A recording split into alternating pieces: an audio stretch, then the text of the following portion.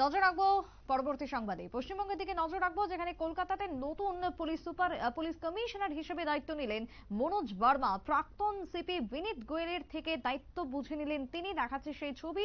লালবাজারে তাকে ফুল দিয়ে স্বাগত জানালেন বিনীত গোয়েল। কলকাতার নতুন পুলিশ কমিশনার হিসেবে দায়িত্ব মনোজ বার্মার। গতকালকে দেখেছিলাম যে একটি বৈঠক, এবং সেই বৈঠকের পরই তড়িঘড়ি সিদ্ধান্ত হয় কলকাতা পুলিশের রদবদল আনেন মুখ্যমন্ত্রী মমতা বন্দ্যোপাধ্যায়। কলকাতার নতুন সিপি মনোজ ভার্মা এবং এডিজি এসটিএফ বিনীত গোয়েল, তার পাশাপাশি এডিজি আইন শৃঙ্খলা Javed Shamim, ADG IB Gyanwant Singh, EFR second battalion অভিষেক গুপ্ত।